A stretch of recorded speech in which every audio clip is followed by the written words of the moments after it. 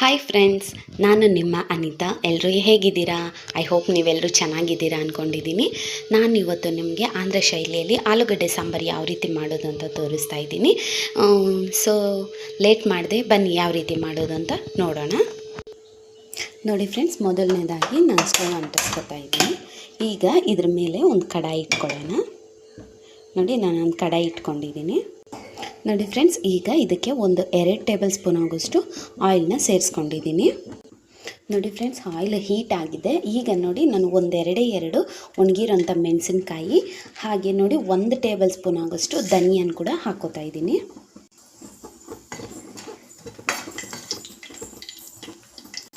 ನೋಡಿ ಫ್ರೆಂಡ್ಸ್, ಇದು ಧನಿಯಾ ಒಣಮೆಣಸಿನ್ಕಾಯಿ ಹಾಕಿದ್ಮೇಲೆ ನೋಡಿ ಚೂರು ಮೆಂತೆ, ಎರಡು ಲವಂಗ, 4 ಕಾಳು ಮೆಣಸು, ಒಂಚೂರು ಚಕ್ಕೆ ಹಾಕ್ಕೊಂಡಿದ್ದೀನಿ. ನೋಡಿ ಫ್ರೆಂಡ್ಸ್, ಚಕ್ಕೆ ನಾನು ಇಷ್ಟು ಹಾಕ್ಕೊಂಡಿದ್ದೀನಿ, ಒಂದು ಸ್ವಲ್ಪನೇ ತೊಗೊಂಡಿರೋದು. ನೋಡಿ ಫ್ರೆಂಡ್ಸ್, ಈಗ ನಾನು 1/4 ಟೇಬಲ್ ಸ್ಪೂನ್ ಆಗೋಷ್ಟು ಜೀರಿಗೆನ ಹಾಕ್ಕೊಂಡಿದ್ದೀನಿ. ನೋಡಿ ಫ್ರೆಂಡ್ಸ್, ನಾನು ಜೀರಿಗೆ ಹಾಕ್ಕೊಂಡ್ಮೇಲೆ ನೋಡಿ 10 ಎಸಳು ಆಗೋಷ್ಟು ಬೆಳ್ಳುಳ್ಳಿನ ಹಾಕ್ಕೊಂಡಿದ್ದೀನಿ. ಹಾಗೆ ನೋಡಿ 2 ಹಸಿಮೆಣಸಿನ್ಕಾಯಿನ ಹಾಕ್ಕೊಂಡಿದ್ದೀನಿ. ಹಾಗೆ ನೋಡಿ ಫ್ರೆಂಡ್ಸ್, 2 ಕಡ್ಡಿ ಆಗೋಷ್ಟು ಕರಿಬೇವನ್ನ ಕೂಡ ಹಾಕ್ಕೊಂಡಿದ್ದೀನಿ ನಾನು. ಈಗ ನೀಟಾಗಿ ಫ್ರೈ ಮಾಡ್ಕೊಳ್ಳೋಣ.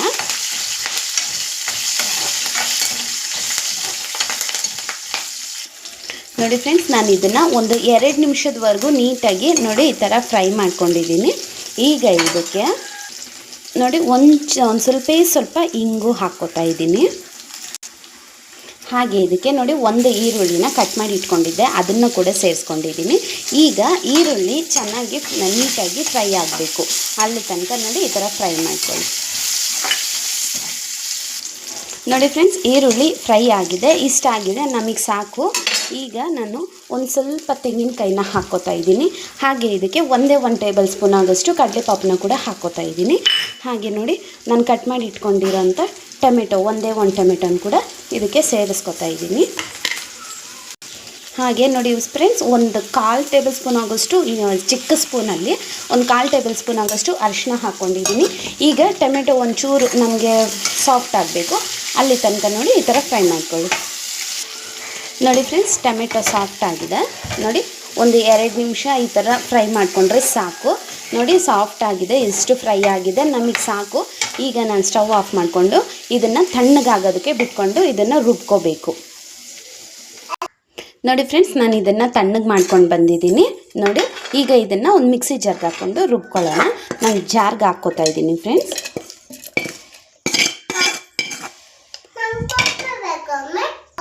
ನೋಡಿ ಫ್ರೆಂಡ್ಸ್, ನಾನು ಜಾರ್ಗೆ ಹಾಕ್ಕೊಂಡಿದ್ದೀನಿ. ಇದನ್ನು ನಾನು ರುಬ್ಕೊಂಡು ಬರ್ತೀನಿ. ನೋಡಿ ಫ್ರೆಂಡ್ಸ್, ನಾನು ರುಬ್ಕೊಂಡು ಬಂದಿದ್ದೀನಿ. ಈ ಥರ ಆಗಿದೆ. ಫಸ್ಟು ನೀರು ಹಾಕಬೇಡಿ, ಹಾಗೆಯೇ ರುಬ್ಕೊಳ್ಳಿ, ಆಮೇಲೆ ಒಂದು ಸ್ವಲ್ಪ ನೀರು ಹಾಕ್ಕೊಂಡು ರುಬ್ಕೊಳ್ಳಿ. ಈಗ ನೋಡಿ ಫ್ರೆಂಡ್ಸ್, ಸ್ಟವ್ ಅಂಟಿಸ್ಕೊಂಡಿದ್ದೀನಿ ನಾನು. ಈಗ ನೋಡಿ, ಇದಕ್ಕೆ ಒಂದು ಕುಕ್ಕರ್ ಇಟ್ಕೋತಾ ಇದ್ದೀನಿ. ನೋಡಿ ಫ್ರೆಂಡ್ಸ್, ಕುಕ್ಕರ್ ಇಟ್ಕೊಂಡು ಇದಕ್ಕೆ 2 ಟೇಬಲ್ ಸ್ಪೂನ್ ಆಗೋಷ್ಟು ಆಯಿಲ್ನ ಹಾಕ್ಕೋತಾ ಇದ್ದೀನಿ. ನೋಡಿ ಫ್ರೆಂಡ್ಸ್, ಎಣ್ಣೆ ಕಾದಿದೆ. ಈಗ ನೋಡಿ, ಸಾಸಿವೆ ಜೀರಿಗೆ ಅರ್ಧ ಟೇಬಲ್ ಸ್ಪೂನ್ ಆಗೋಷ್ಟು ತೊಗೊಂಡಿದ್ದೀನಿ. ನೋಡಿ ಫ್ರೆಂಡ್ಸ್, ಈಗ ಇದಕ್ಕೆ ಒಂದು ಈರುಳ್ಳಿನ ಕಟ್ ಮಾಡಿ ಇಟ್ಕೊಂಡಿದ್ದೆ, ಅದನ್ನು ಕೂಡ ನಾನು ಹಾಕ್ಕೊಂಡಿದ್ದೀನಿ.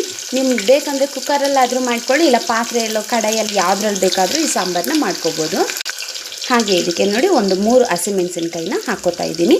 ಆವಾಗಲೇನೋ ನಾವು ಹಾಕಿರ್ತೀವಿ.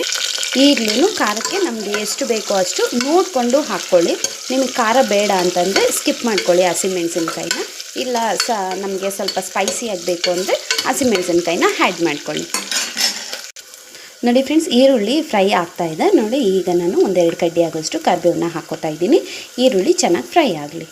ನೋಡಿ ಫ್ರೆಂಡ್ಸ್, ಈರುಳ್ಳಿ ಚೆನ್ನಾಗಿ ಫ್ರೈ ಆಗಿದೆ, ಇಷ್ಟ ಆದರೆ ಸಾಕು. ನೋಡಿ, ನಾನೀಗ ಕಟ್ ಮಾಡಿಬಿಟ್ಟು ಇಟ್ಕೊಂಡಿದ್ದೆ ಆಲೂಗಡ್ಡೆ, ಅದನ್ನು ಕೂಡ ನಾನು ಹಾಕ್ಕೋತಾ ಇದ್ದೀನಿ. ನಾನೇನು ಸಿಪ್ಪೆ ತೆಗ್ದಿಲ್ಲ, ಡೈರೆಕ್ಟ್ ಹಾಗೆಯೇ ಹಾಕ್ಕೋತಾ ಇದ್ದೀನಿ. ಈಗ ಇದಕ್ಕೆ ನೋಡಿ ಫ್ರೆಂಡ್ಸ್, ನಾವು ರುಬ್ಬಿಟ್ಕೊಂಡಿದ್ವಲ್ಲ ಮಸಾಲ, ಅದನ್ನು ಹಾಕ್ಕೊಳ್ಳೋಣ.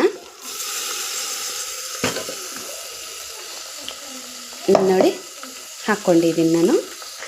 ನೋಡಿ ಫ್ರೆಂಡ್ಸ್, ಮಸಾಲ ಹಾಕಿದ್ಮೇಲೆ ನಾನು ಉಪ್ಪು ಹಾಕ್ಕೋತಾ ಇದ್ದೀನಿ. ಹಾಗೆ ಇದಕ್ಕೆ ಜಾರ್ ತೊಳ್ಕೊಂಡು ಸ್ವಲ್ಪ ನೀರು ಹಾಕ್ಕೊಂಡು ನೋಡಿ ಈ ಥರ ನೀರು ಹಾಕ್ಕೋತಾ ಇದ್ದೀನಿ. ಈಗ ನೀಟಾಗಿ ಮಿಕ್ಸ್ ಮಾಡ್ಕೊಳ್ಳಿ. ನೋಡಿ ಫ್ರೆಂಡ್ಸ್, ನಾನು ನೀರು ಹಾಕ್ಕೊಂಡಿದ್ದೀನಿ. ಕನ್ಸಿಸ್ಟೆನ್ಸಿ ಅನ್ನೋದು ಈ ರೀತಿ ಇಟ್ಕೊಂಡಿದ್ದೀನಿ. ಇದು ಚೆನ್ನಾಗಿ ಈಗ ಆಲೂಗಡ್ಡೆ ಬೇಯಬೇಕು. ನಮಗೆ ಒಂದು 70 to 80% ಆಲೂಗಡ್ಡೆ ಬೇಯಬೇಕು. ಅಲ್ಲಿ ತನಕ ಬೇಯಿಸ್ಕೊಳ್ಳೋಣ.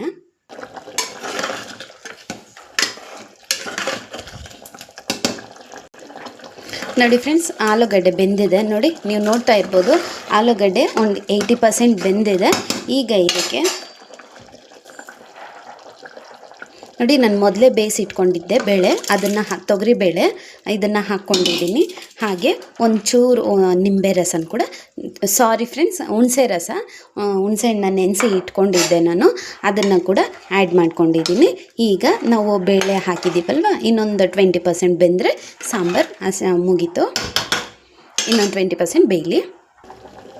ನೋಡಿ ಫ್ರೆಂಡ್ಸ್, ಇನ್ನು ಉಳಿದಿರೋಂಥ 20% ಬೇಯಿಸ್ಕೊಂಡಿದ್ದೀನಿ ನಾನು. ಆಲೂಗಡ್ಡೆ ತುಂಬ ಚೆನ್ನಾಗಿ ಬೆಂದಿದೆ, ಕರೆಕ್ಟಾಗಿ ಪರ್ಫೆಕ್ಟಾಗಿ ಬೆಂದಿದೆ. ಉಪ್ಪು ಖಾರ ಎಲ್ಲ ನಾನು ಕರೆಕ್ಟಾಗಿದೆ. ನೀವು ಯಾವ ರೀತಿ ಇದನ್ನು ಸಾಂಬಾರನ್ನ ಉಪ್ಪು ಖಾರ ಎಲ್ಲ ನೀಟಾಗಿ ಚೆಕ್ ಮಾಡ್ಕೊಳ್ಳಿ. ನಿಮಗೆ ಖಾರ ಬೇಕು ಅಂತಂದರೆ ಇನ್ನು ಸ್ವಲ್ಪ ಖಾರದ ಪುಡಿನ, ಖಾರದ ಪುಡಿ ಬರುತ್ತಲ್ಲ, ಅದನ್ನು ಆ್ಯಡ್ ಮಾಡ್ಕೊಳ್ಳಿ. ಸಾಕು ಅಂತಂದರೆ ಸಾಕು. ಸ್ಮೆಲ್ ಅಂತೂ ತುಂಬ ಚೆನ್ನಾಗಿ ಬರ್ತಾ ಇದೆ. ಖಂಡಿತ ನಿಮಗೆ ಈ ರೆಸಿಪಿ ಇಷ್ಟ ಆಗುತ್ತೆ.